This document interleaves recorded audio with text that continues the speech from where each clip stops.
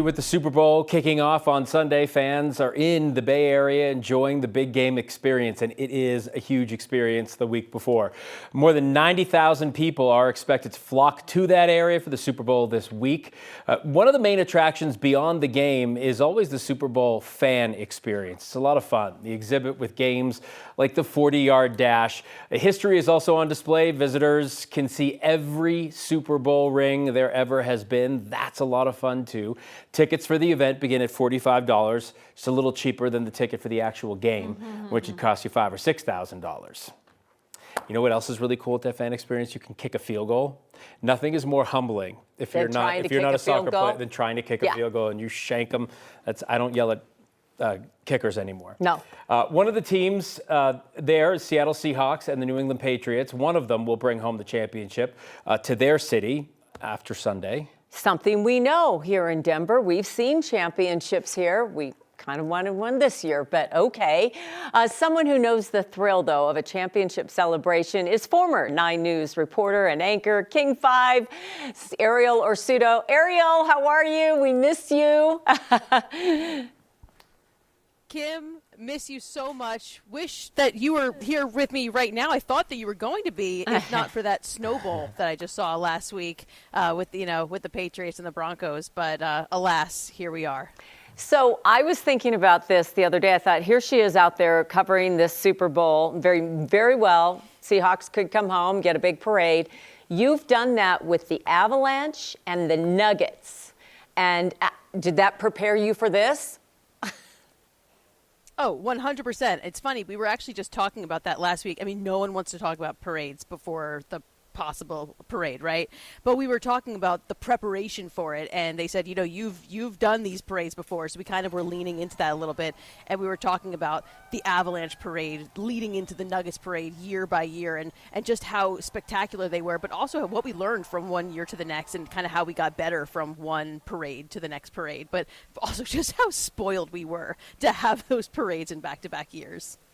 Yeah, another spoiled fan base, Patriots. Yeah. They know what it's like to be in this game. I'm wondering, I've covered a couple of Super Bowls, and the most fun is the week before for the fan base who actually travel there and spend a gazillion dollars. I'm wondering, in your time there, are you seeing more Seattle fans or Patriots fans?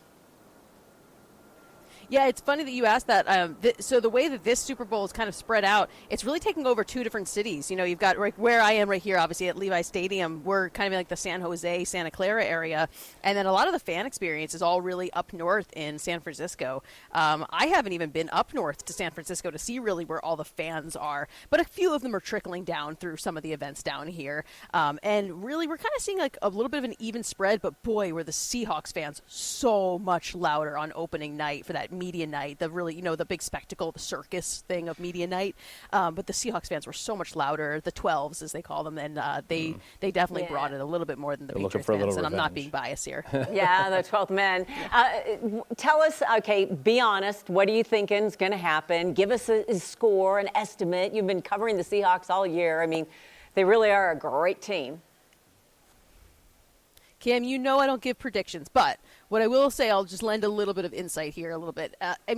We're talking about a team that really has kind of just dominated, especially in this latter half of the year in the Seahawks. And I think that we're talking about a team that's really outmatching the other team. The Patriots have had the weakest schedule in the entire NFL leading up to this. And as you guys know, back in Denver, they really kind of lucked out last week facing a backup quarterback in the elements, in the snow. And that was really just a toss-up of a game for anything. So they're kind of limping into this game, whereas the Seahawks are just riding an absolute high coming into this one. So I think it's a Seahawks game to lose. I'll put it that way, and it would be a big disappointment for them to lose. Yeah, I think so too. It would have been wild if it was Denver and the Seahawks for you. Oh, yeah.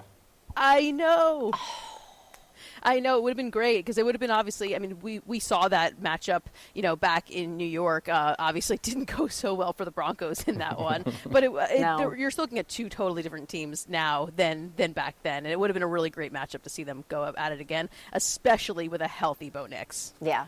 Well, either way, it's going to be fun to be out there covering this, so have a great time. Nice to meet you, by the way. Enjoy it. Arielle, we miss you.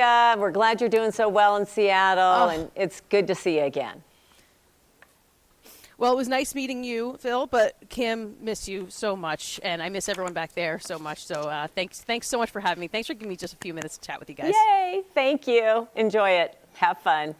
Don't forget, 9 News is your home for Super Bowl 60. You can watch that game right here on our air. Coverage starts at 10 a.m. Yep, we're getting you all ready for the kickoff, which is at 4:30 p.m.